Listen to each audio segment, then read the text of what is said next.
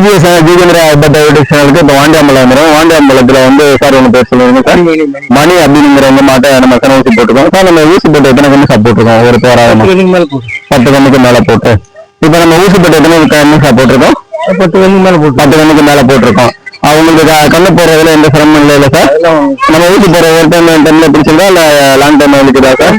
பிடிக்கும், ஒரு டைம் பிடிக்காது. சனம் பிடிக்காத மாடுன்னு எதுவும் இருக்கா சார் நம்மள்கிட்ட?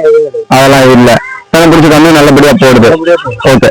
ஒவ்வொரு பேட்டியிலையும் ஒவ்வொருத்தரும் சொல்லியிருப்பாங்க, என் மாடு 10 கன்று போட்டிருக்கு, 15 கன்று போட்டிருக்கு, 20 கன்று போட்டிருக்கு. இதுக்கெல்லாம் என்ன காரணம் அப்படின்னா, நம்மளுடைய மாடு வளர்ப்பு திறன் தான் காரணம். அதாவது எப்படி சொல்கிறேன் மாடு வளர்க்குறது அப்படின்னு சொல்கிறேன்னா, மாடு வந்து நல்லா வருஷத்துக்கு ஒரு கன்று எடுக்கணும் அப்படின்னுங்கிற மாதிரி, நமக்கு ஒரு நல்ல வருமானத்தை கொடுக்கணும் அப்படின்னுங்கிற மாதிரி, நம்ம வந்து கறவை மாடு வளர்ப்பு புத்தகத்தில், அதாவது சினை பருவத்தில் கறவை மாடுகளில் காணப்படும் சில நிகழ்வுகள் அப்படின்னு சொல்லிட்டு சில இதை கொடுத்துருக்காங்க.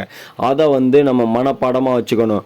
அதில் வந்து இருக்கிற ஒரு 11 இதையும் நான் மறுபடியும் உங்களுக்கு ரிப்பீட் பண்ணி சொல்கிறேன். அதை வந்து நீங்கள் தெளிவாக தெரிஞ்சுக்குங்க. அதை தெரிஞ்சுக்கிட்டிங்கனாவே உங்கள் மாடு வந்து வருஷத்துக்கு ஒரு கன்று கன்ஃபார்மாக போடும். அதே நீங்கள் கரெக்டாக ஃபாலோ பண்ணி வாங்க. ஒன்று, அதாவது மாடு எப்படி பருவத்துக்கு வரும், பருவத்தோட அறிகுறி என்ன அப்படின்னுங்கிறத சொல்கிறேன், தெரிஞ்சுங்க. ஒன்று, மாடு அமைதியின்றி காணப்படும்.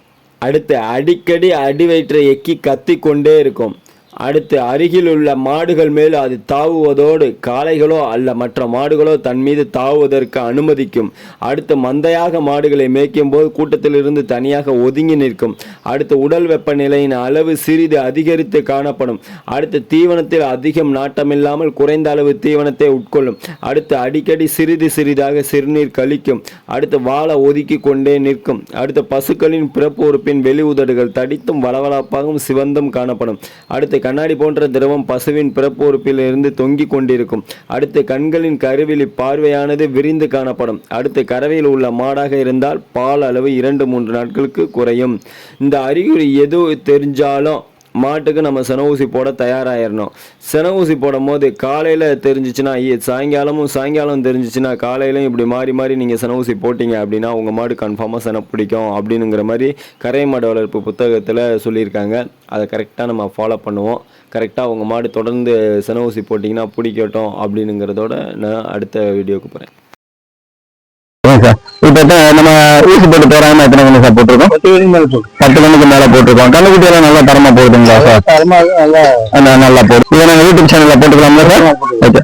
பிடிஜிஎஸ் ஜீகேந்திரா யூடியூப் சேனல்ல இருந்து மணி சார் பேட்டி எடுத்தேன். மணி சார் யூடியூப் சேனல்ல போட்டுக்கலாம் அப்படின்னு சொல்றாரு. தேங்க்ஸ் ஃபார் வாட்சிங். Thanks sir.